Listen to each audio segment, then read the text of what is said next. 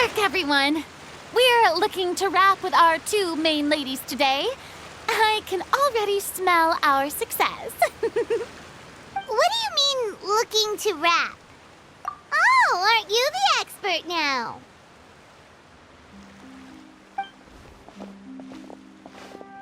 This upcoming scene is the two Musketeers' final confrontation with the Baron. There will be quite a bit of action, but no choreography beyond what we've already rehearsed. Anyway, get ready. Lights, camera, action!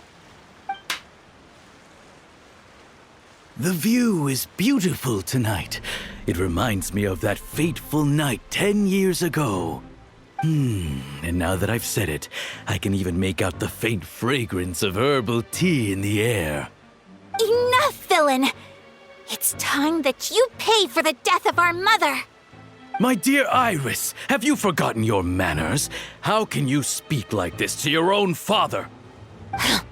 I'd sooner swallow all of my teeth than call you father. What did I expect? Seems the daughters have turned out to be just as obstinate as their foolish mother. In this world, Mora and status is everything. She thought she could blackmail me using her children and force me to grant her recognition and concessions? Ah, how naive can a woman be? Mother never asked a single thing of you. All she wished was for us to live a peaceful life, just like the others. It was you who personally brewed the poison of prejudice and sent Mother to her death. Compared to that deadly poison, the 2 bullets that will soon pierce through your heart will be like sweet mercy. And that's exactly why I said you're just as naive as her. Did you really think 2 muskets would be enough to defeat me? So let's see. What is stronger, Mora and power, or the 2 muskets in your hands? Get them! Tulip! There are too many of them! It'll be okay. We'll cover each other, Iris. And Mother will be watching over us, too.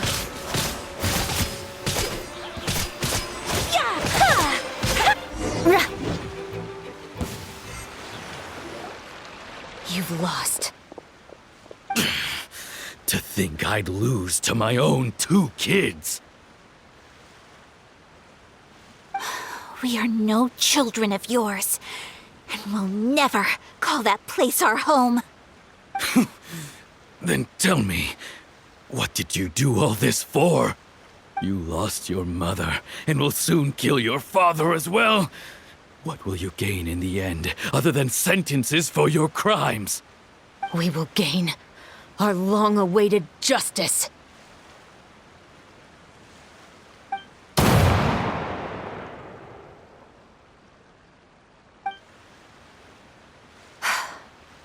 It's over. Finally, it's over.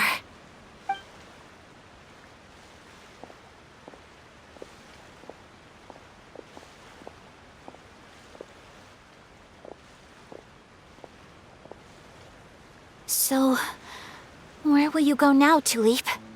I'm not too sure, Iris. Maybe somewhere with lots of flowers? After all, Mother always did love going where the blossoms were. What about you? I want to go visit Mother's grave. Yeah, that's not a bad idea. Huh?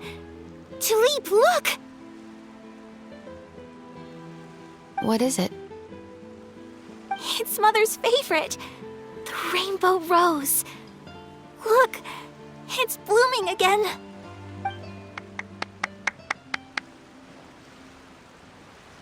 Excellent! That was beyond mesmerizing. Even I didn't expect this scene to go so well. And we got it in a single take. All right, everyone. We've got a wrap for Tulip and Iris. Congratulations, Ayaka and Chevres! Thank you. I didn't expect our parts to wrap so quickly. I wish I could savor the experience for just a bit longer. totally understands. Paimon's not ready to say goodbye to the clapperboard either. Filming has really been a lot of fun. You were great too, Chevres. The way you said, long-awaited justice. It gave Paimon chills. That is indeed my favorite line in the whole book. I still remember trying to act it out in my room the first few times I read it. Whoa, Paimon would have never guessed you're that type. Who doesn't like stories where the guilty are punished and justice prevails over evil? Don't forget, I'm the captain of the Special Security and Surveillance Patrol. Captain, I have something urgent to report. Please excuse me, everyone. I'll be back in just a moment. It's okay, don't worry about us.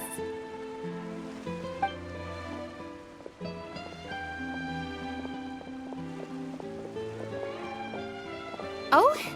Was she whisked away by work already? I was just about to tell her how great she did. It seemed like some urgent official business. Then perhaps we should thank the stars that we were able to wrap both of your parts so quickly today. Switching around the filming schedule would have been a real pain. Anyway, I actually came over to let everyone know that we're all done for today. You can go home and get some rest. And one last thing, Miss Ayaka. Your acting skills today were immaculate as always. Are you sure you won't consider taking up full-time acting? See, I just happen to know this great troupe that's still looking for a lead actress. Thank you for your kind words, Director Farina. Unfortunately, there are still many matters that I have to take care of back home at the Yashiro Commission. I cannot remain in Fontaine to pursue an acting career.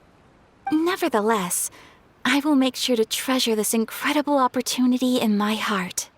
Oh, that's a shame. But I understand. Just let me know if you ever change your mind. I believe it's also about time for me to take my leave. But hopefully I'll see you on set over the next few days. Even though my part's wrapped, I'd still like to swing by and help out the crew. See you tomorrow, Traveler and Paimon. Yep, see you tomorrow!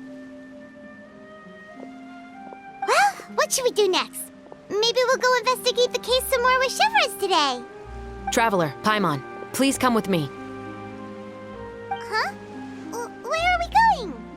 You could say that our ship has finally chanced upon one of those small, remote islands of intel.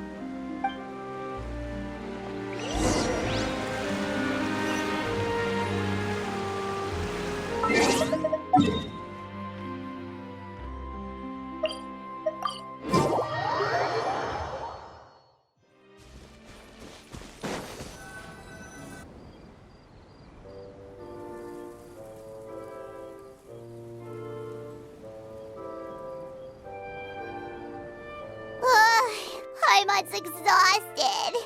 Paimon definitely didn't expect having to float this far after a full day of filming. So, Chevres, why did you take us here? Affirmative. It wasn't anything conclusive, but it should show us a clear way forward. Have you ever heard of someone by the name of Emily? Oh, you mean that famous perfumer? She's a good friend of mine. She's lent me her aid several times in the past to resolve some difficult cases.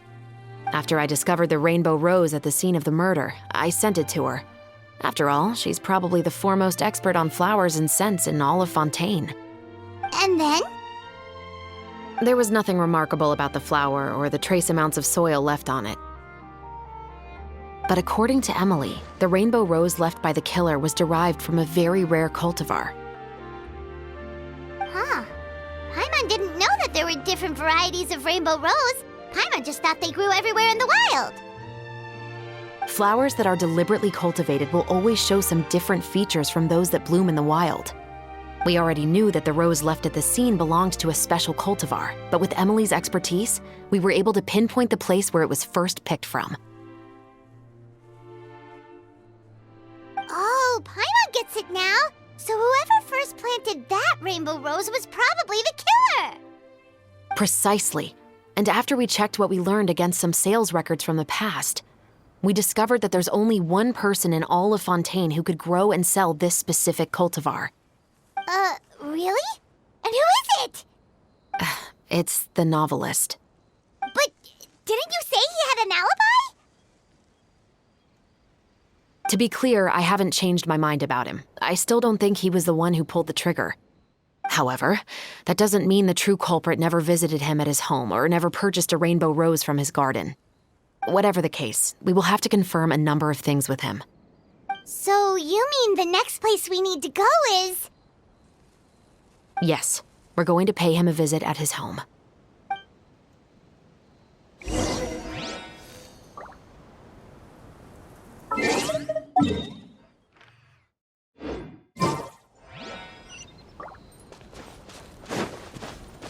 More speed.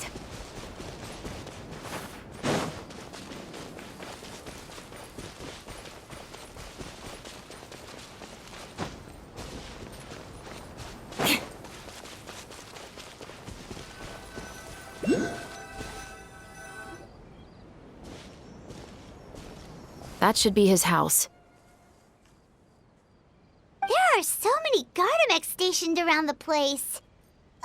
That's pretty unusual, right? According to what he told me last time we spoke, he hired them so he won't be harassed or disturbed. So there are a lot of flowers in his garden, but Paimon doesn't think we'll be able to pick one without alerting the Gardamex. Right, which is exactly why I think there has to be a special connection between him and the killer. So, should we knock? Just wait here for now. I'd like to take care of a number of those Gardamex first. But they're so far away. How are you planning to do that? Don't forget, Paimon, I'm actually the real-life captain of the Musketeers.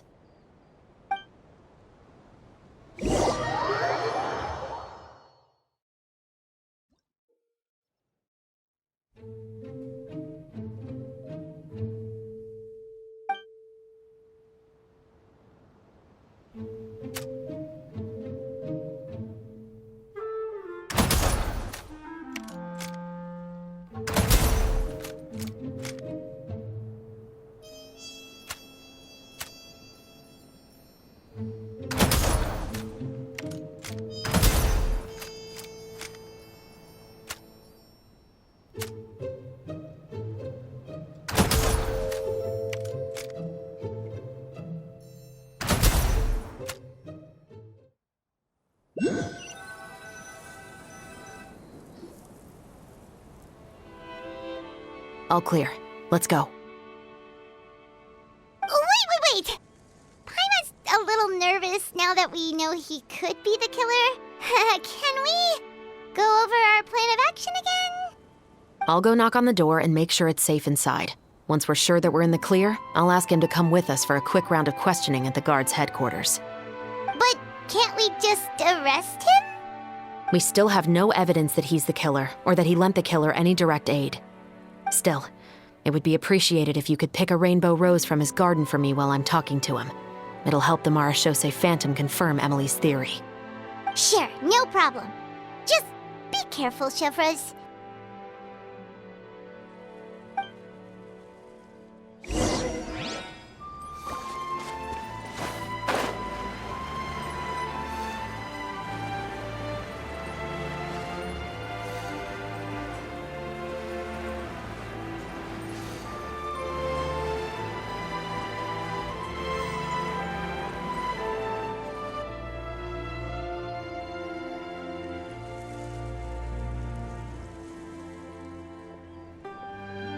Excuse me, Mr. Baptiste, are you home? Who could it be at this hour? Oh, it's you, Officer Chevreuse. Would you mind accompanying me to the guard's headquarters, Mr. Baptiste? We would like to ask you some questions about a case. Oh, is it still regarding the murder case from before? I cannot confirm or deny that at this time. So it is then. Listen, I need you to come with me, Mr. Baptiste.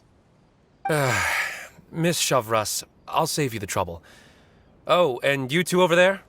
There's no need for you to pick my flowers either. It's not time for them to bloom yet. Oh! Okay.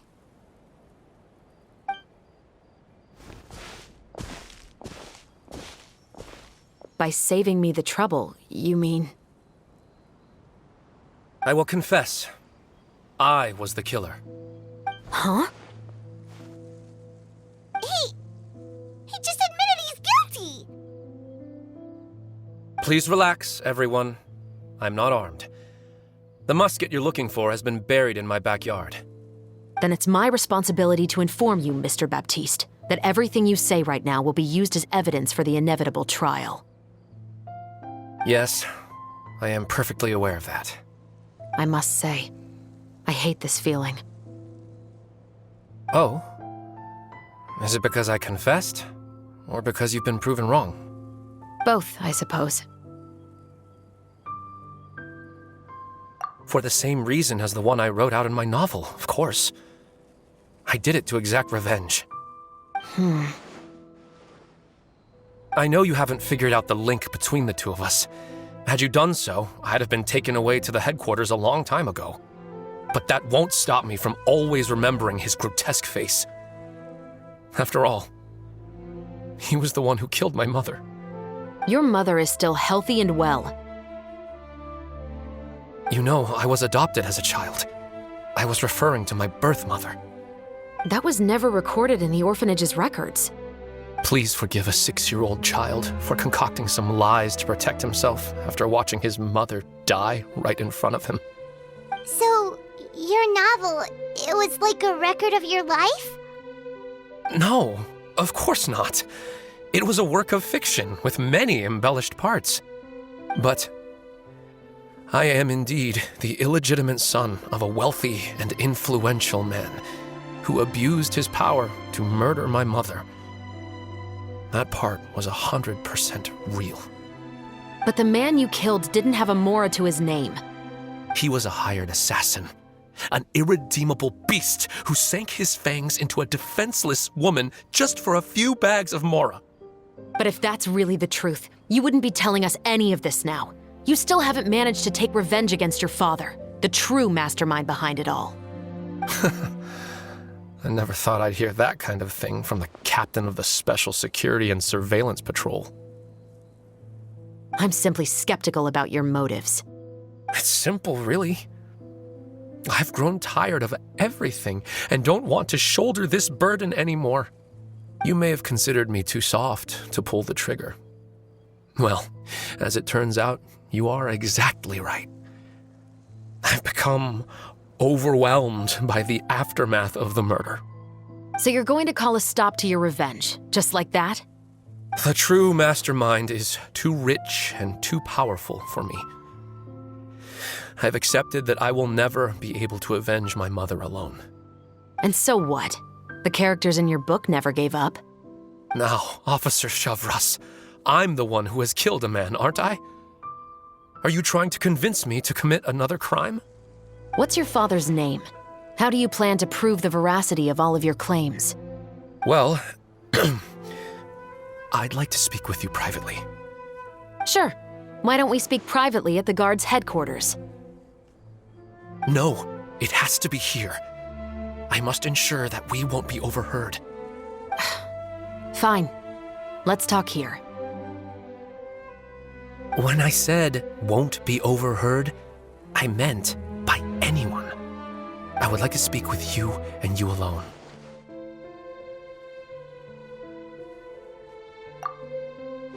Thanks. I appreciate it. Please stay safe, Chevres.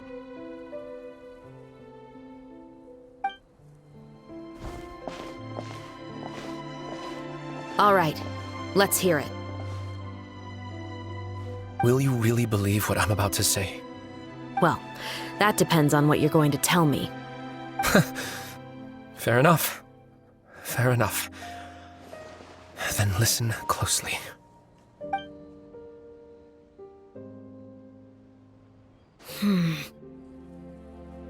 So that's how it's all connected. So, it seems you believe me after all. Do you want me to go public with this? No, of course not. At least, not right now. Then why did you bother telling me? You've read my work. What do you think? Even if you were to go public with all of this right now, he'd simply deny everything. It's been too long. Almost 20 years. Anything that could be used as evidence has long faded away. Even if there might have been a solitary island of truth once upon a time, it has long sunk beneath the waves by now. Justice will never find him. Not if you don't try. I know that as the captain of the Special Security and Surveillance Patrol, you will always stand on the side of justice. But do you really think a cushy life in prison really constitutes justice for him? I bet he could lead an extremely comfortable life in the fortress of Meripede. What are you trying to say? I've been observing you from a distance. Your portrayal of the musketeer was exquisite. Pull the trigger of justice against him. Let the villain get what he deserves. You want me to let you go so you may complete your revenge? No, Officer Chavras. I know that would be impossible. No. What I'd like is for you to perform the deed on my behalf. Oh, Shivra sure is taking her time. What could they be talking about anyway? Oh, Paimon's worried. What if he decided to attack her? Oh, you do have a point. Still, do you have any idea who the rich person might be? And why the novelist doesn't want us to hear what he's saying to Chevres? Sorry to keep you waiting, you two. Hey, how did your talk go? I've already sent someone to escort Baptiste back to the headquarters for questioning. He wasn't lying about the musket. It was indeed buried in his backyard. But what about the name? Did he tell you the name of the rich guy? Yes, he did. But for now, I have to return to the Special Patrol. There are still a few loose ends I need to tie up.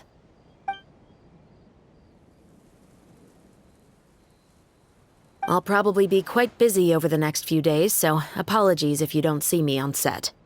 All right, Paimon understands if you can't tell us everything you know. We'll just keep an eye on the Steambird then. Actually, there's still something else I need your help with.